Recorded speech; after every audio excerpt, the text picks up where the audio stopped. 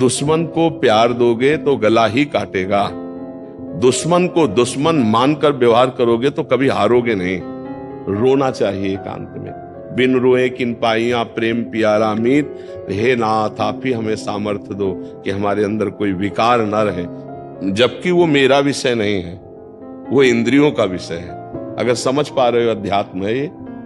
हम जब काम को अपना विषय मान लेते तब हम परास्त हो जाते हैं। अपने पति को छोड़कर किसी और पुरुष की तरफ काम भाव दृष्टि रखना घोर पाप। एक पत्नी व्रत रखने वाला या एक पति व्रत रखने वाला काम विजयी ही होगा, पक्का होगा, क्योंकि उसमें सुख नहीं, एक दिन उसको वैराग्य हो जाएगा। लेकिन बेविचार करने वाला, मलिन अंतःकरण वाला, चाहे बूढ़ा हो जाए, मर जाए, तो भी वासनाएं नहीं नष्ट होती। इस बात को समझो। राधा वल्लभ श्री हरिवंश। महाराज जी, प्रिया प्रीतम से मिलन के मार्ग पर चलते हुए साधक के जीवन में काम रूपी विकार का क्या स्वरूप रहता है? बहुत जोर का होता है, बहुत जोर का होता है, क्योंकि टक्कर का योद्धा एक ही है। ये प्रेमी को गिराने के लिए एक ही है जो योद्धा समर्थ है, दूसरा नहीं समर्थ है।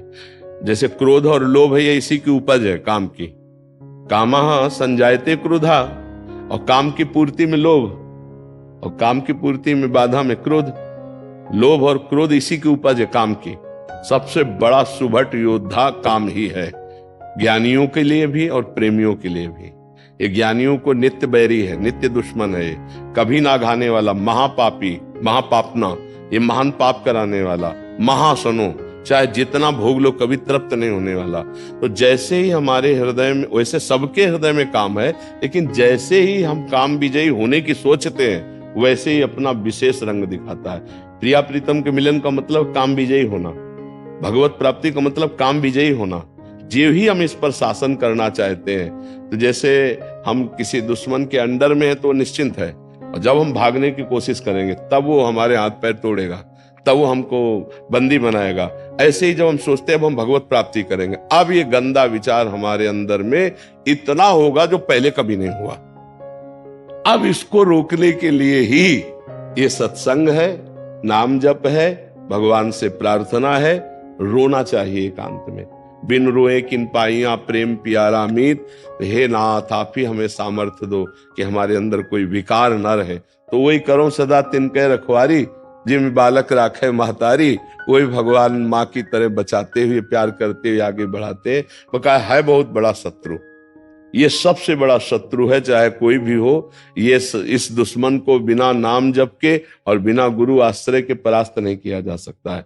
भगवान ने काम पर विजय प्राप्त करने के लिए अर्जुन को आज्ञा दी है कि बहुत खाने वाला, कभी ना घाने वाला, ज्ञानियों का नित्य दुश्मन ये काम है, यही गिराता है। इसलिए अर्जुन इसको तू मार, किससे? विवेक रूपी तलवार से, ज्ञान रूपी तलवार से मार। ये कितना भोगोगे, कहां तक भोगोगे? कभी तृप्ति हुई है क्या किसी की? इसका मतलब है त्यागाच्छांति अनंतरम, ना कि भोगाच्छांति अनंतरम। भोग से तो और अग्नि बढ़ेगी, और काम बढ़ेगा, और वासना बढ़ेगी। तो धर्म पूर्वक जब काम को सेवन किया जाता है तो उससे वैराग्य आता है। जैसे गृहस्थी है धर्म पूर्वक, शास्त्र मर्यादा, और विरक्ति है तो आजीवन ब्रह्मचर्य, तब इस पर विजय प्राप्त किया जा सकता है। तो काम तो प्रेम और ज्ञान दोनों में बाधा पहुंचाएगा। जहां आप कमर कसोगे, बाधा तो सबको पहुंचा रहा है, लेकिन वो समझ नहीं पा रहे। पर जब ज्ञान और प्रेम की तरफ बढ़ोगे तब वो तुम्हारी टांग खींचेगा संसार की तरफ, तब तुम्हें भ्रष्ट करने की कोशिश करेगा।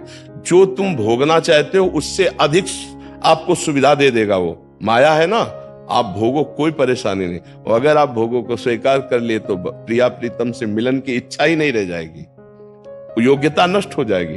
भोगेश्वर प्रसक्तानाम तयापहृत चेतसाम व्यवसायत्मिका बुद्धि समाधोन विधीयते। जिसका चित्त भोग और ऐश्वर्य ने अपहृत कर लिया है, मुझे भगवत प्राप्ति कर ली, वो ऐसा सोच ही नहीं सकता है। वो वही सोच सकता है जो भोगों का त्याग कर रहा है और जिसके हृदय में भगवान की कृपा से ये बात आ गई कि मानव जीवन की दिव्यता भगवत साक्षात्कार करना। अब इन भोगों में फंस करके मैं अपने जीवन को नष्ट नहीं करूंगा। तो गृहस्थ होते हुए, हर कर्तव्य करते हुए धर्म से चलता है, भगवान का नाम जप करता है। और देखो एक खास बात यह कि जितने भी विकार हैं ये तभी हमको परास्त करते जब इनको बहुत प्यार देते हैं। दुश्मन को प्यार दोगे तो गला ही काटेगा। दुश्मन को दुश्मन मानकर व्यवहार करोगे तो कभी हारोगे नहीं। क्योंकि धोखा नहीं हो पाएगा। अगर दुश्मन को दोस्त मान करके रख लिया तो गला काट देगा। हम लोग ये बेवकूफी कर चुके हैं बहुत जन्मों से कि काम, क्रोध, लोभ, मोह, मद, मत्सरी हमारे मन में है, हृदय में देखो, पर हम इनको इतना छुपा के रखते हैं कि किसी से कह नहीं सकते। हमारे अंदर जो ये हमारा नाश कर रहे हैं, बोलो हम इनके खिलाफ हैं या अनुकूल हैं, अंदर से देखना। अगर सभा में खड़े होके पूछा जाए आपके अंदर काम है, तो आप पूरा झूठ बोल देंगे, नहीं जी। आपके अंदर अहंकार है, नहीं जी मेरे अंदर अहंकार कहाँ है। अर्थात आप दुश्मनों को छुपा रहे हैं ना, अपने हृदय के दुश्मनों को आप छुपा रहे हैं बड़ी सेफ्टी से। हर आदमी छुपाता है, और अगर दुश्मनों को चौड़े में खड़ा करके इनको दुश्मन बना दो और फिर इनकी खिलाफत करो, तो खास बात यह कि तुम्हें इसलिए परास्त नहीं कर सकते क्योंकि तुम्हारे दस्तखत के बिना इनमें कोई पावर नहीं। जैसे मन नेत्रेंद्रिय के साथ हुआ, मुझे रूप देखना है, मुझे नहीं देखना है। आंख खुली भला दिखा दे, नहीं देखना है। जब हम स्वीकृति दे देंगे, अच्छा देख लो, तो ऐसे नेत्र घूम जाएंगे, हम देख लेंगे।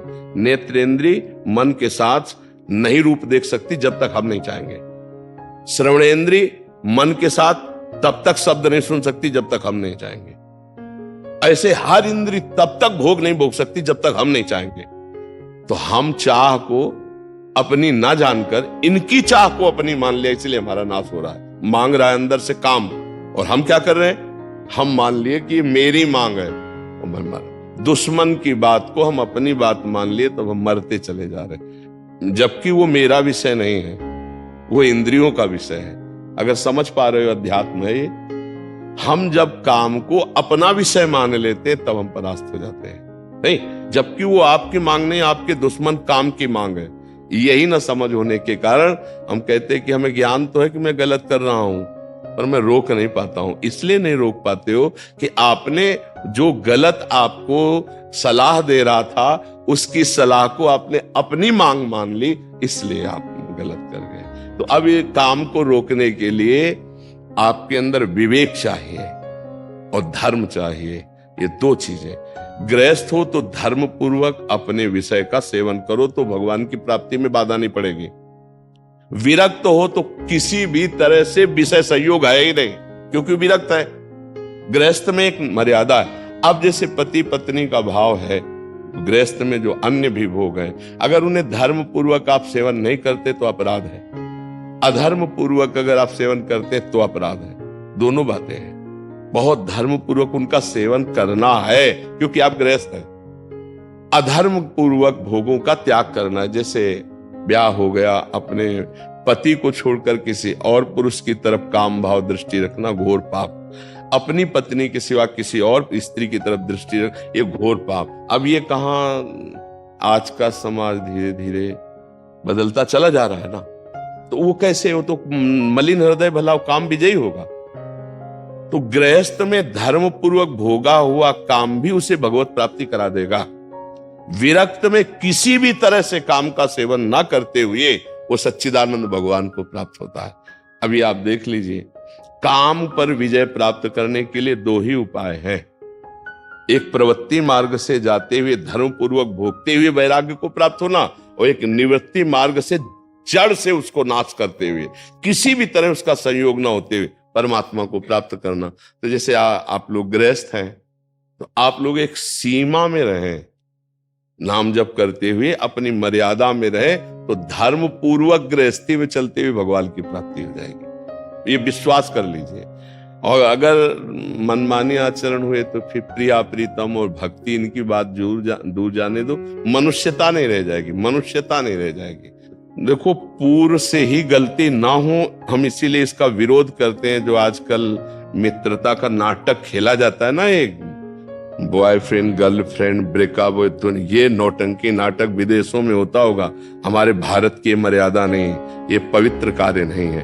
तो भगवत प्राप्ति या प्रिया प्रीतम से मिलन ये तभी हो सकता है जब हमारा चरित्र पवित्र हो, जब हमारी इंद्रियां पवित्र हो, हमारा मन पवित्र हो, हम काम विजयी हो। एक पत्नी व्रत रखने वाला या एक पति व्रत रखने वाला काम विजयी ही होगा, पक्का होगा, क्योंकि उसमें सुख नहीं, एक दिन उसको वैराग्य हो जाएगा। लेकिन बेविचार करने वाला, मलिन अंतःकरण वाला, चाहे बूढ़ा हो जाए, मर जाए, तो भी वासनाएं नहीं नष्ट होती। इस बात को समझो, इस सिद्धांत को समझो। आजकल नए बच्चे ही चरित्रहीन हो रहे, कैसे जाकर भगवत प्राप्ति या राष्ट्र सेवा या दिव्यता इनमें कैसे आ पाएगी? तो काम विजय होने के लिए पहले चरित्र पावन करे, इंद्रियों को नाम जप के द्वारा और विवेक बुद्धि से मन को शासन में लेकर के इन शत्रुओं का नाश करे, तब भगवत साक्षात्कार होता है। और ये सब सहज में हो जाता है, कोई परेशानी नहीं पड़ती। हमारा लक्ष्य बन जाए, सत्संग सुनते हमारा लक्ष्य बन जाए भगवत प्राप्ति, हमारा लक्ष्य बन जाए धर्म से चलना, हमारा लक्ष्य बन जाए पति प्रेम, हमारा लक्ष्य बन जाए एक सीमा में स्थित रहना, अभी सब ठीक हो जाए। लेकिन मन के अनुसार या काम वेदना के अनुसार या हमारी गंदी वृत्ति के अनुसार, तब तो हमारा सर्वनाश हो जाएगा। भगवत प्राप्ति है तो बहुत ऊंची बात है, हम एक मनुष्य कहलाने योग्य नहीं रह जाएंगे। हमारा जीवन सर्वस्व ये काम नष्ट कर देगा। जरा सी गलती हुई, आजीवन कारावास भोग रहे। जरा सा काम ने अपना अधिकार दिखा दिया, गोली मार दी गई है। जरा सा काम ने अपना अधिकार दिखा दिया, फांसी की सजा दी गई। ये क्या है? अगर हम विवेक से नहीं चलेंगे तो हमारा सर्वनाश काम कर देगा। भगवत प्राप्ति तो बहुत दूर है, बहुत बड़ा राक्षस है ये। काम और धर्म पूर्वक भोगा गया काम भगवान का स्वरूप भी है, ये भी बात समझ लो। भगवान ने गीता में जी कहा है, धर्म पूर्वक भोगा हुआ काम मैं हूं। तो आप लोग गृहस्थ में हैं तो धर्म पूर्वक है, और विरक्त का काम का सर्वथा त्याग है। काम क्रोध मद मान न मोहा, लोभ न क्षोभ राग नहीं द्रोहा, जिनके कपट दंभ नहीं माया, जिनके हृदय बसो रघुराया। तो समझ पा रहे हो आप सखी? हाँ, ये भगवत मार्ग है, बहुत पहले चरित्र पावन, तभी तो पवित्र भगवान का साक्षात्कार होता है। और इस काम जैसे राक्षस ने सबके हृदय को अपवित्र करने की ठान ली है। कोई बचेगा तो गुरु कृपा पात्र बचेगा, भगवत कृपा पात्र बचेगा। जो बुद्धि से ये सोच रहा है कि नहीं ये दुश्मन है तो बच जाएगा, नहीं अगर मित्र मानेगा तो कैसे बच पाएगा। और आजकल बच पाना और दुर्लभ हो गया, क्योंकि मोबाइल भगवान है। मोबाइल भगवान में जहां जो जिस प्रदेश का, जिस देश का जो चाहो दृश्य देख सकते हो, नहीं उसमें सब कुछ विराजमान है, वो विश्व रूप है। मोबाइल मानो भगवान का विश्व रूप है, आप जो चाहो देख सकते हो। नए नए बच्चे पढ़े लिखे अब मोबाइल में गंदी बातें देखेंगे, गंदे विचार आएंगे, गंदी क्रियाएं करेंगे, कैसे उनको भगवत प्राप्ति का लक्ष्य बनेगा? कैसे भगवत प्राप्ति तो बहुत दुर्लभ बात है। मनुष्यता नहीं आ पा रही है, मनुष्यता से दूर होते जा रहे, राक्षसी बुद्धि बढ़ती जा रही, गंदे व्यसन करते जा रहे, गंदे आचरण करते। हम कई बार एकांतिक में कहा है कि आप देखो, समझ नहीं पा रहे हो आप कितने गर्त में गिर रहे हो। आज ये बॉयफ्रेंड से बेकअप, कल उस बॉयफ्रेंड से, परसों उस बॉयफ्रेंड से, ऐसे गर्लफ्रेंड से है क्या? इसे अगर सच्ची भाषा में कहो तो व्यभिचार कहते हैं। और इस व्यभिचार दोष से जिसका चित्त युक्त है, वो पूरा जीवन अपना बर्बाद कर रहा है, क्योंकि वो व्यसन से युक्त हो जाएगा, गंदी बात से युक्त हो जाएगा। परमार्थ की बात जाने तो व्यवहार ठीक से नहीं निभा पाएगा, एक परिवार को वो नहीं सुखी कर पाएगा।